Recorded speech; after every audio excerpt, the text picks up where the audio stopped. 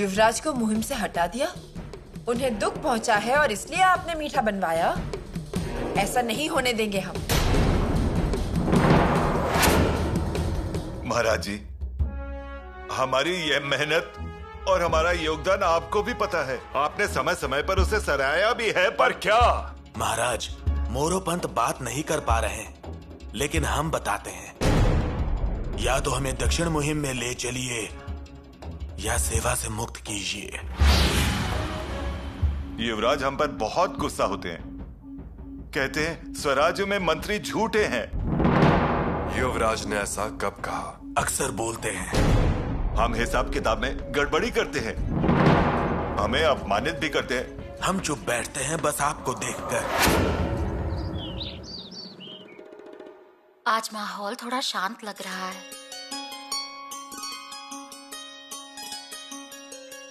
हमें लगता है कि शंभू राजा आज और भी शांत हो गए हैं और उन्होंने रायगढ़ पर रहने का निर्णय भी स्वीकार कर लिया है। जी माताश्री, युवराज अब शांत हो गए हैं। रानी सोयरा, इसलिए हम सोच रहे थे कि क्यों ना आज खाने में कुछ मीठा बनाया जाए। बनाइए, जरूर बनाइए। रोज की तरह सब जब खाना खाने बैठेंगे थोड़ा मीठा खाएंगे, उसी बहाने दिल का कड़वापन थोड़ा कम हो जाएगा। बहुरानी,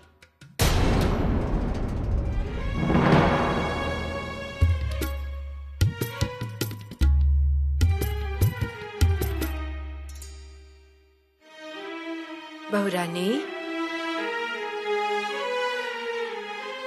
आज क्या बनेगा आप तय कीजिए। हाँ, बहुरानी को तय करने दीजिए। आज उनके पिताजी भी आने वाले हैं। वही तो फिर उनके पसंद का मीठा बना दीजिए। माताश्री, पिताजी को श्रीखंड और पूरी पसंद है। तो बनाइए ना। ठीक है, हम बनाएंगे। श्रीखंड हम बनाएंगे। श्रीखंड आप बनाइए और पूरी हम बनाएंगे। और हम कुछ अच्छी सब्जी बनाएंगे। बढ़िया। लेकिन शंभू राजा का गुस्सा शांत हो गया होगा क्या? खाने पर आएंगे ना? वो जवाबदारी बहुरानी की है। और रात का खाना वैसे भी हम सब साथ बैठकर खाते हैं, तो फिर रात को खाने के लिए युवराज को आना ही पड़ेगा। अगर वो आते हैं तो अच्छा है। ससुराल वालों के लिए खाना रखा है, उनका मना करना ठीक नहीं होगा। वो मना नहीं करेंगे। हम महाराज को संदेशा भेजते हैं कि बहुरानी के पिताश्री खाने पर आ रहे हैं। मतलब दरबार का कामकाज जल्दी खत्म करके आए।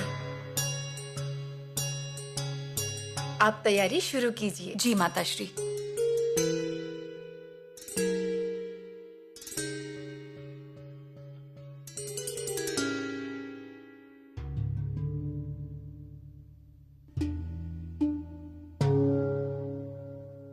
शंभू राजे, आपने कुछ कहा नहीं। किस बारे में? दक्षिण अभियान के बारे में आपने कुछ भी नहीं कहा।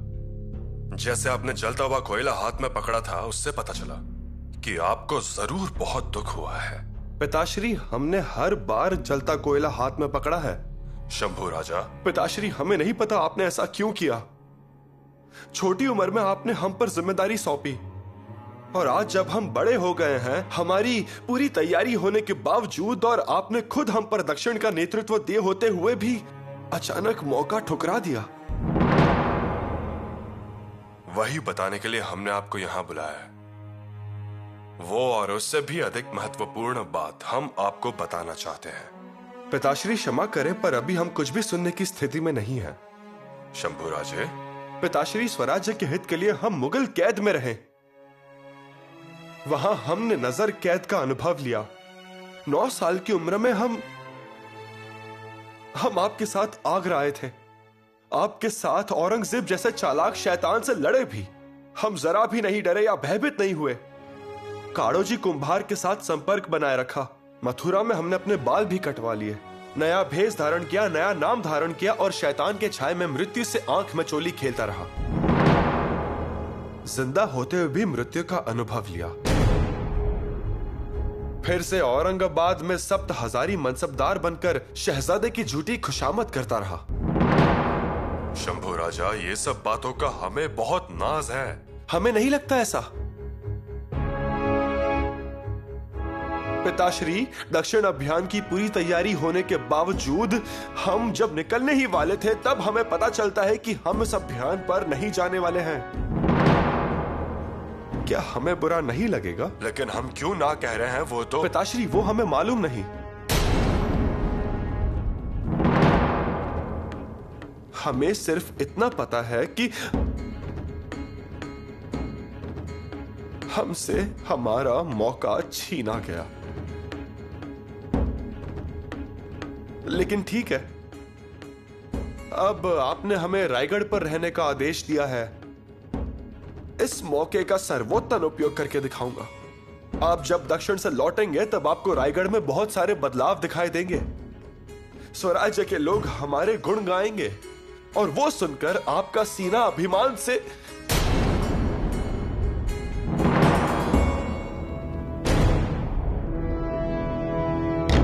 पिताश्री,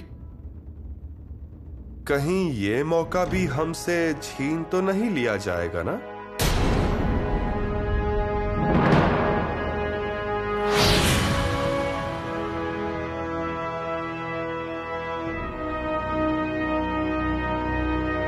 आपको क्या लगता है किस बात पे चर्चा हो रही होगी? चर्चा से परे पहुंच गया है सब। मतलब?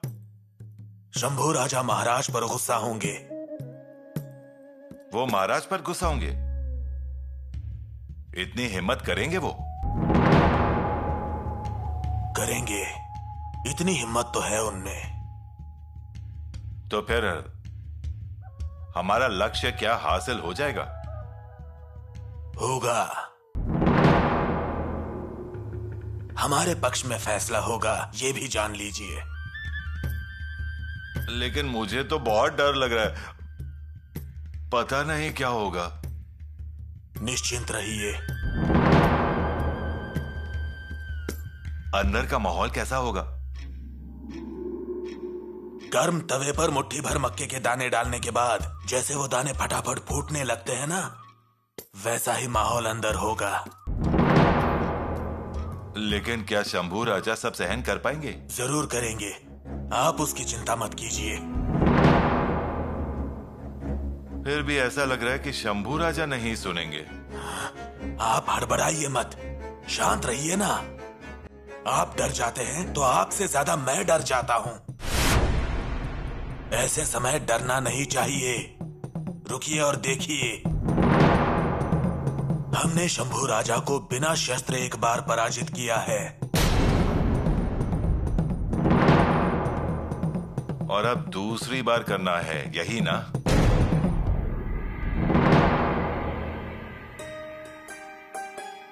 दामाद जी ने क्या कहा? आएंगे ना वो श्रृंगारपुर? उन्होंने मना कर दिया। तो आपको आग्रह करना चाहिए था, वो जरूर आते। और अब अभियान भी नहीं है। नहीं, मुहिम तो नहीं है, लेकिन युवराज जी कह रहे थे कि करोड़ों का राज्य छोड़कर कैसे आ सकता हूं। महाराज की अनुपस्थिति में उन्हें ही स्वराज की जिम्मेदारी संभालनी होगी। ये भी सही है। स्वराज संभालना मतलब कितनी बड़ी जिम्मेदारी है। उन्हें दिन रात मेहनत करनी पड़ेगी। हाँ, लेकिन मेरी इच्छा थी 4-8 दिन रहकर जाते, लेकिन 2 दिन के लिए भी आते तो मुझे अच्छा लगता और श्रृंगारपुर के लोगों को भी अच्छा लगता और अपना मान सम्मान भी बढ़ जाता ना। नहीं, उनके पास इतना वक्त नहीं है। वो भी क्या कर सकते हैं? हाँ, उन्हें भी बुरा लग रहा है, लेकिन नहीं आ पाएंगे। वो बहुत ज्यादा परेशान हैं। माँ, पिताजी,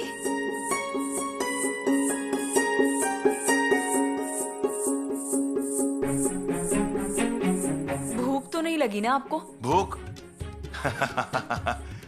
बेटी के सुख और समृद्धि को देखकर माँ बाप की भूख मिट जाती है, उनका पेट भर जाता है। हाँ, शरबत लीजिए। लीजिए लीजिए, शरबत लीजिए। आपकी बेटी नहीं, स्वराज की युवरागी आपका स्वागत कर रही है। हाँ? पिताजी। हाँ, लेकिन मेरी बेटी बहुत पतली हो गई है। माँ, आपको कभी भी हमारी तबीयत अच्छी नजर आती है क्या? अरे देखिए, अब तुम्हारे पिताजी ही तुम्हें बताएंगे। मतलब वैसे ठीक ही है, वैसे भी उसे कितना काम करना पड़ता है। मोहर और न्याय को संभालने का मतलब कितनी बड़ी जिम्मेदारी है। येसु, वो सिक्के और कतियार हमें देखने हैं और महाराज के किसी आदेश पर हम तुम्हें भी मोहर लगाते हुए देखना चाहते हैं। माँ, वो तो हर दिन का काम है और आज नहीं तो कल हम आपको दिखाई देंगे। ठीक है। पिताजी, आज रात को खाने में क्या खाएंगे? रात का खाना सब एक साथ खाएंगे। हाँ, महाराज और युवराज भी हैं, अच्छा लगेगा। सब एक साथ ही बैठेंगे, ठीक है? हाँ, हमें भी अच्छा लगेगा। महाराज और दामाद जी के साथ बैठकर खाने में जो शान है वो हमें 10 साल तक आनंद देता रहेगा, देख लेना। अच्छा, जब वो दोनों आएंगे तो हमें बुला लेना। कहाँ है वो दोनों पिता और पुत्र? महाराज को संदेशा भेजो, कहो कि समधी जी के साथ आज उनका खाना है। अगर आज दरबार का काम जल्दी खत्म हो जाए तो अच्छा होगा। जी, पूरी व्यवस्था हो जाए तो हमें आकर बाद में मिलो। जी, अब तुम जाओ। शंभू राजे, हम आपको एक बहुत ही महत्वपूर्ण बात कहने वाले हैं और आप हमारी बात समझें, ऐसी इच्छा है हमारी। लेकिन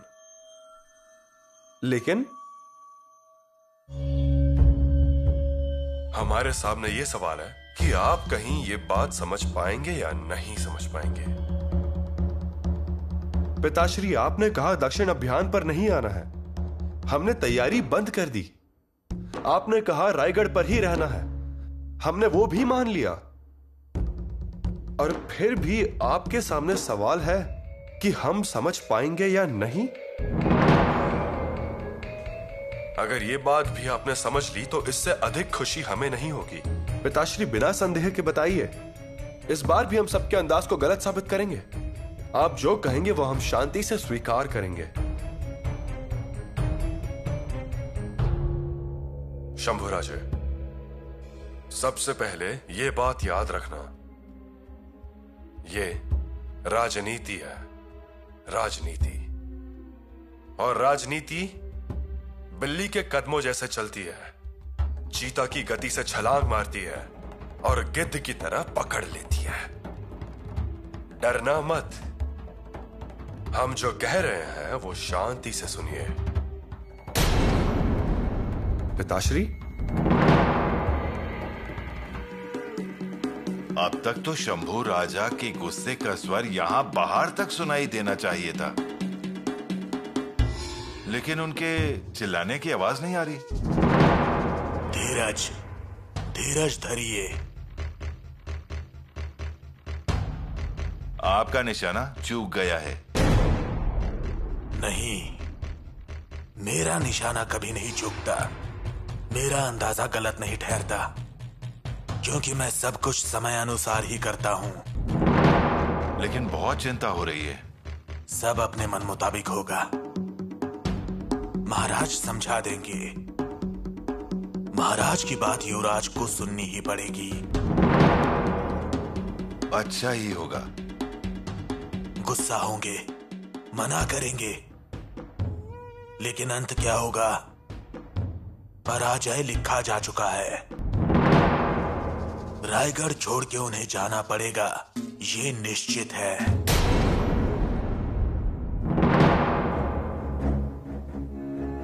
महारानी, माफ कर दीजिए, लेकिन महाराज को हम आपका संदेशा नहीं दे पाए। क्यों? क्योंकि महाराज के कक्ष का दरवाजा बंद है और उनका आदेश है कि किसी को अंदर न आने दिया जाए। ऐसा? ठीक है, हम ही उन्हें बता देंगे। हम उन्हें लेकर आएंगे। और पुतला रानी को बता दो कि अगर सब तैयारियां हो गई हो तो मेहमानों को बुला लेंगे। जी। भैया, क्या बात है? अभी आपको लोग भी नहीं दिखाई देते क्या? अरे धारा, तुम हो। अरे मैंने तुम्हें देखा ही नहीं, मुझे ध्यान ही नहीं रहा। आपका ध्यान है कहाँ आखिर? अब मैं तुम्हें क्या बताऊं, मेरे दिमाग में क्या चल रहा है और वो रुकने का नाम ही नहीं ले रहा है। मतलब दिमाग में भी लड़ाई चलती है क्या? मेरे दिमाग में चल रहा है। और किसने जंग छेड़ी? महाराज ने। भैया आप ये क्या कह रहे हैं? महाराज ने? खान डोबा की कसम, मैंने कभी तुमसे झूठ बोला है क्या? नहीं। बात क्या है भैया? महाराज मुझसे पूछ रहे थे कि श्रृंगारपुर का इलाका कैसा है। वो पूछ रहे हैं तो बता देना चाहिए ना। हाँ, पर धारा वैसी बात नहीं है। कुछ दिनों से महाराज में काफी बदलाव दिखाई दे रहा है। उनकी आंखों में चिंता नजर आ रही है। श्रृंगारपुर। अरे भैया, आदमी को भ्रमित होने की जरूरत नहीं है। अरे श्रृंगारपुर ना, तो फिर इधर उधर पूछने से पहले बहुरानी के पिता से ही पूछ लीजिए। अरे हाँ हाँ धारा, हाँ ये तो मैंने सोचा ही नहीं। ये मेरे मन में क्यों नहीं आया? अरे अरे देखो, जैसे ही महाराज ने श्रृंगारपुर का नाम लिया, पिलाजी राव किले पर आ पहुंचे। अरे सच में ये ध्यान में नहीं आया मुझे। अब जाइए और उनसे पूछ लीजिए। हाँ। लेकिन धारा सुनो, मुझे तो कुछ और ही लग रहा है। महाराज ने श्रृंगारपुर का नाम लिया और पिलाजी राव का यहां आ जाना, इसका क्या मतलब हो सकता है? महाराज के मन में आखिर चल क्या रहा है? क्या हो सकता है? बस इतना देखना कि मेरे मन में जो वहम है वो नहीं होना चाहिए धारा। नहीं नहीं नहीं, अब जाकर पाली के खंडोबा के सामने मन्नत मांगता हूं। मतलब तुम्हें पता चल जाएगा, थोड़ा रुक जाओ।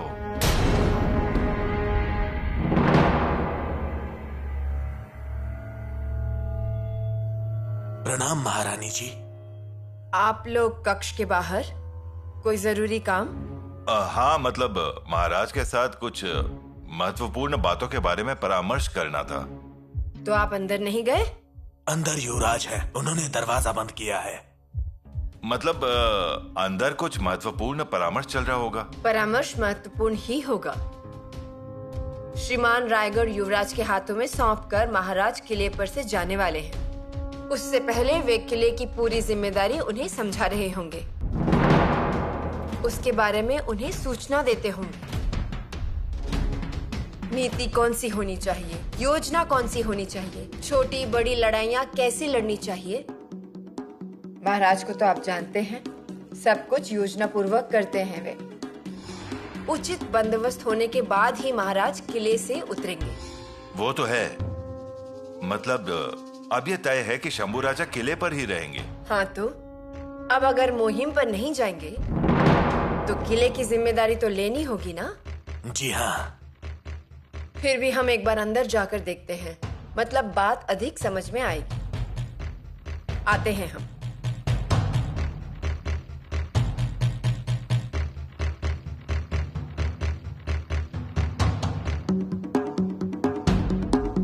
देखा आपने, हमारी इतनी मेहनत करने के बावजूद सब कुछ बर्बाद हो गया।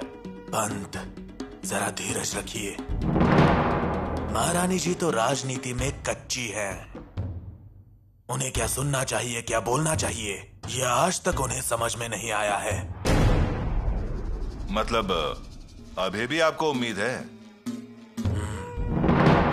पिताश्री, यह कैसे मुमकिन है?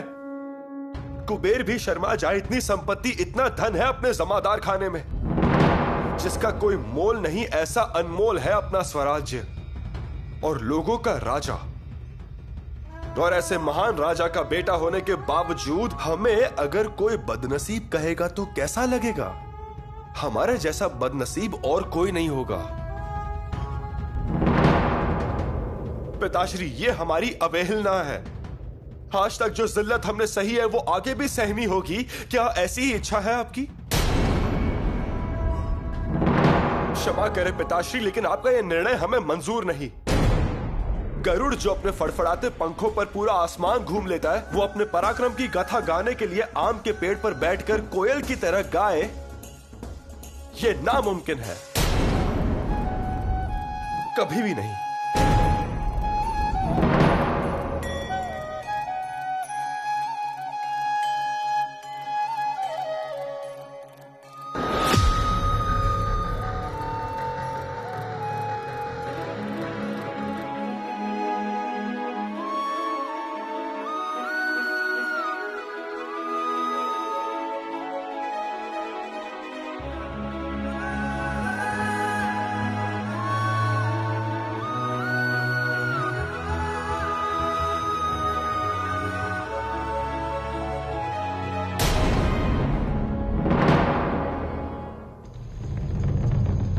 राजाओ, तुम्हारी माँ ने अभी तक जिद नहीं छोड़ी है। फिर क्या? मैं आखिर तक जिद नहीं छोड़ूंगी। माँ, सचमुच युवराज के पास वक्त नहीं है। पर मेरा क्या कहना है, जैसे प्रजा के घर जाती हो ना, वैसे ही हमसे मिलने आ जाओ। ऐसा भी क्या है माँ? लेकिन आप जानती हैं, महाराज के मन में हमारे घराने के लिए कितना सम्मान है। और जमाई राजा के मन में? उनके मन में भी बहुत आदर है। बस अभी वो उसे व्यक्त नहीं कर पाएंगे क्योंकि महाराज गढ़ पर नहीं है और गढ़ की सारी जिम्मेदारियां महाराज ने युवराज को सौंप दी हैं। और महाराज जी की बात युवराज जी नहीं टालेंगे। वो महाराज जी के गढ़ पर आने तक गढ़ नहीं छोड़ेंगे। महाराज तो अपने युवराज के लिए भगवान ही है। सच में आज के जमाने में ऐसा आज्ञाकारी और समझदार पुत्र मिलना नसीब की बात है।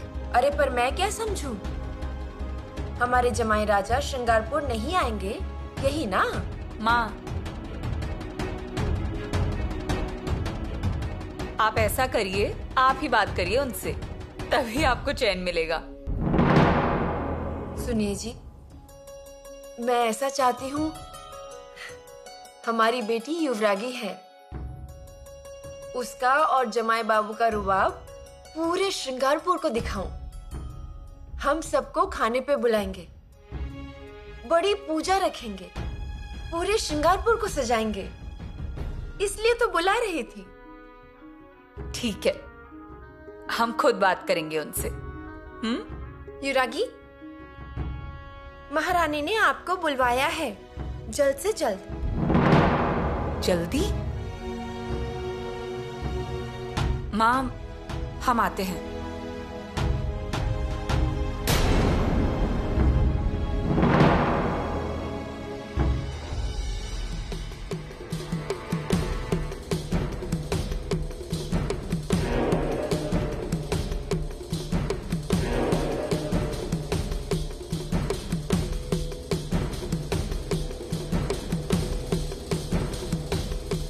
संभव नहीं पिताश्री। शंभुराजे, माफ कीजिए पिताश्री, लेकिन ये बात आपने हमसे कही ही कैसे? पिताश्री, हमसे ये उम्मीद ना रखें। आपको ये करना पड़ेगा, हम कह रहे हैं इसलिए। नहीं पिताश्री, ये संभव नहीं है। ये हमारा आदेश है। माफ कीजिए पिताश्री, परंतु ये आदेश का पालन हम नहीं कर पाएंगे। आप हमें कोई और अग्नि दिव्य करने को कहिए, वो हम कर लेंगे, लेकिन ये संभव नहीं। शंभुराजे, पिताश्री, आपको तो पता है कि हम मौत के दरवाजे से होकर आए हैं। आपके लिए मौत भी हम खुशी खुशी स्वीकारेंगे, लेकिन यह संभव नहीं। हमारे आदेश को आज तक किसी ने इनकार नहीं किया। आपका आदेश ना मानना ये हमारी भी इच्छा नहीं, लेकिन हमारा भी दिल जल रहा है, इसके बारे में भी सोचिए। भावुक ना होइए। हम कभी भावुक हो ही नहीं सके और होंगे भी नहीं। हम अपना कर्तव्य निभाएंगे, यकीनन निभाएंगे, लेकिन किसी के निजी महत्वाकांक्षा के आगे हम नहीं झुकेंगे। और आपका प्रस्ताव हमें पसंद नहीं है। राजा के बाद युवराज को ही कारोबार देखना चाहिए, यही दुनिया की रीत है। पिताश्री। पिताश्री नहीं, महाराज कहिए। महाराज। अब और कितनी देर हमें यहाँ खड़े रहना पड़ेगा? हमें ये शोभा नहीं दे रहे। अजी यहाँ खड़े रहेंगे तो फैसला पहले पता चलेगा। लेकिन शंभू राजा क्या कहेंगे? वो मानेंगे? उन पर कोई असर नहीं होने वाला।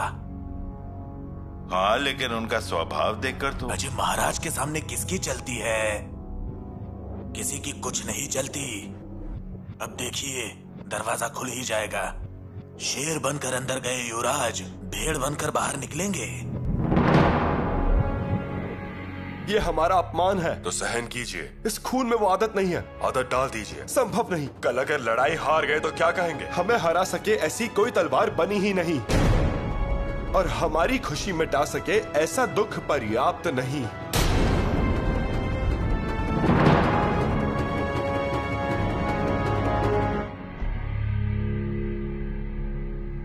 क्या आप सच कह रही हैं? हम सच ही कह रहे हैं। हमें तो यकीन ही नहीं हो रहा इस पर। हमें भी यकीन नहीं हुआ था, लेकिन ये सब हमने अपने आंखों से देखा है। युवराज महाराज के आगे ऊंची आवाज में बात कर रहे थे। हे भगवान! गुस्सा समझ सकते हैं हम, लेकिन महाराज के सामने ऐसा, ये तो अपमान हुआ। हम तो जगह पर ही रुक गए थे। क्या करे क्या ना करे कुछ समझ में नहीं आ रहा था। नहीं माताश्री, चाहे कुछ भी हो जाए युवराज महाराज को उल्टा जवाब नहीं दे सकते।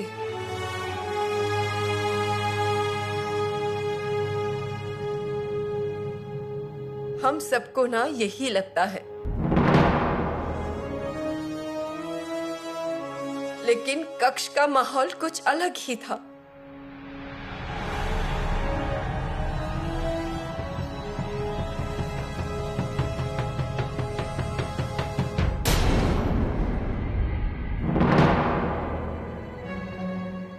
जानते हैं, हमें उन दोनों की बहुत चिंता हो रही है। माताश्री, हमारे तो हाथ पांव कांप रहे हैं। दक्षिण मुहिम का गुस्सा एक बार को उनके मन में हो भी सकता है, पर गुस्सा?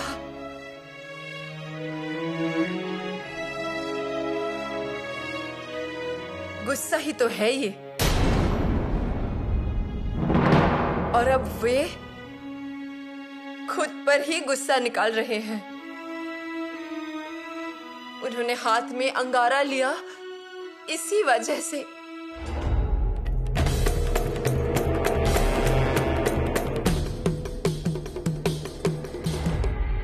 माताश्री, आपकी हर बात हमें मंजूर है, लेकिन फिर भी महाराज से ऊंची आवाज में बात करना सही है क्या? और वैसे भी हमें तो लगा था कि युवराज इस बात को समझने की कोशिश कर रहे हैं कि महाराज ने ये फैसला क्यों लिया, लेकिन ये तो कुछ और ही सुनने को मिल रहा है।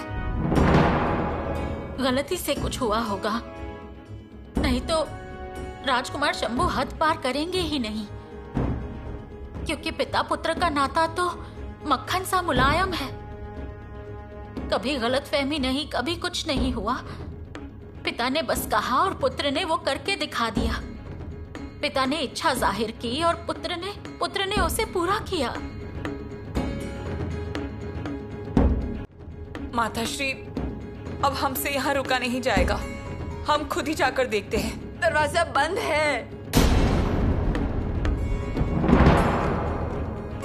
दरवाजा बंद है। हम गए थे बिना संदेशा दिए। हमने रिवाज तोड़ा। हमसे गलती हो गई। इतने प्यार से खाना बनाया, किले पर मेहमान आए हुए हैं, अब हम क्या करें? हाँ, अब क्या करना है वो हमारे हाथ में कहाँ बचा। हमारे हाथ में नहीं है, महाराज के हाथ में भी नहीं है। जो कुछ भी है वो किस्मत के हाथ है। सच कहा पंत। सोई हुई नियति को जगाने का काम सिर्फ आपने ही किया है। इसीलिए जगराता और अष्टजाम अंदर चल रहा है ना। पता नहीं क्या हुआ होगा शंभू राजे का हाल। क्या होगा?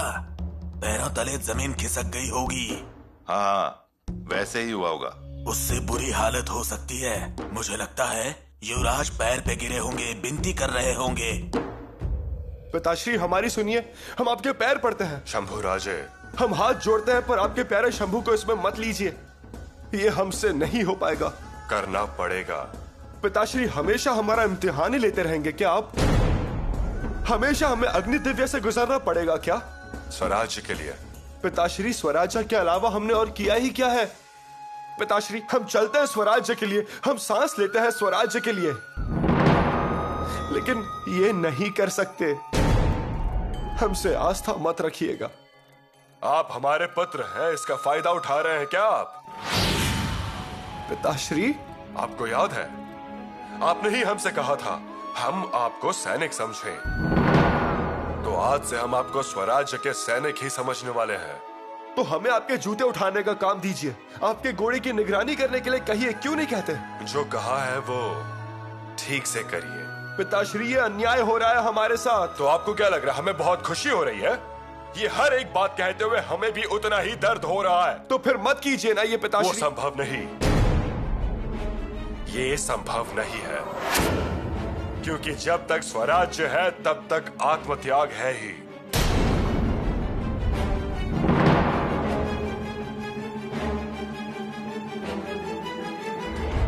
पिताश्री जिस प्यार के कारण हमारा जीवन है, वो प्यार गलने लगा तो हम जी पाएंगे नहीं? पिताश्री, पिताश्री हमें समझिए। होश में आइए शंभू राजे। आप पिताश्री के सामने नहीं, एक छत्रपति के सामने खड़े हैं।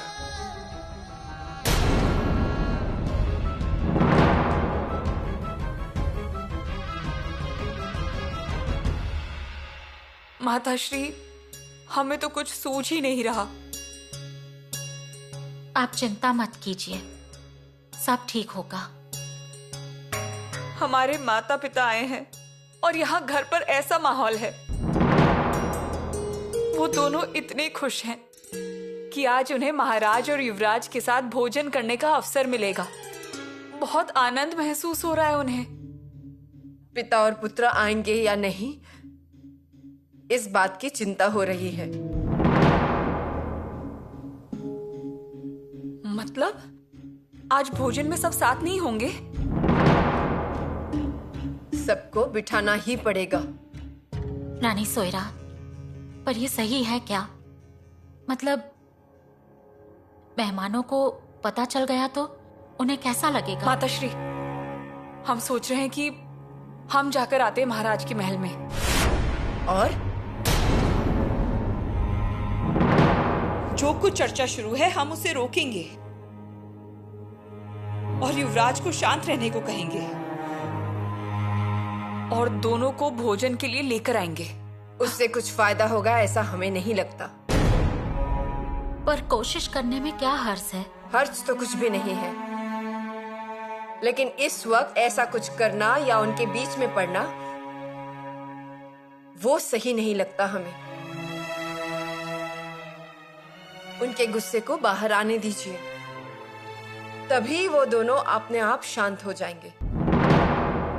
माताश्री, लेकिन ये सब कब खत्म होगा? हम माता पिता से क्या कहेंगे? रानी सोयरा, बहुरानी को जाने दीजिए। हमारा मतलब है अगर उनके जाने से पिता पुत्र शांत हो जाते हैं तो अच्छा ही है ना? ऐसा लगता है। ठीक है, फिर जाकर आइए।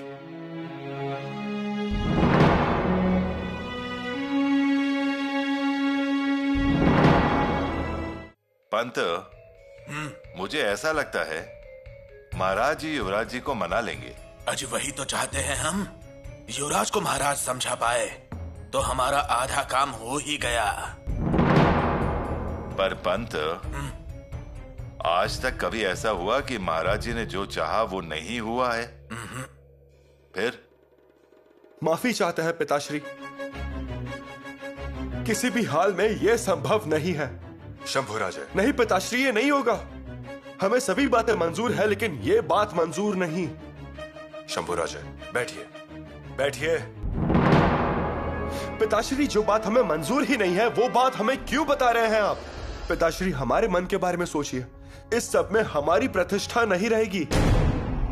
और सालों से दिल में एक शूर बच्चा छुपा कर रखा हुआ है, उसका क्या? बताइए ना। स्वराज्य के बारे में सोचिए। स्वराज्य के बारे में ही तो सोचते आए हैं हम आज तक।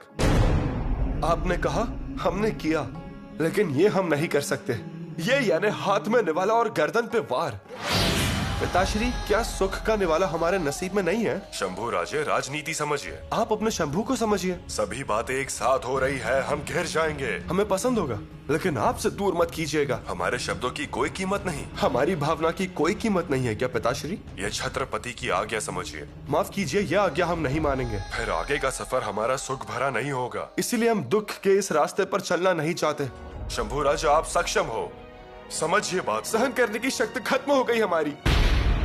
माफ कीजिए पिताश्री। शंभुराजे, सर धड़ से अलग करने का अधिकार है आपको। हमने बनाई हुई तलवार लीजिए और चलाइए हमारी गर्दन पर। उसका तीखापन आप भी समझिए और हम भी समझेंगे। मुहिम के पहले ही उसकी परख हो जाएगी। शंभुराजे, ये आप क्या कह रहे हैं? पिताश्री, बिजली रत्नों की तरह चमकती है लेकिन उसे कोई गले में नहीं डालता। इससे आपकी राजनीति सफल हो जाएगी लेकिन उसके लिए ये सब करना हमें मंजूर नहीं। उसके बारे में हम सपने में भी नहीं सोच सकते। पिताश्री, रोकिए इसे, हम सहन नहीं कर सकते।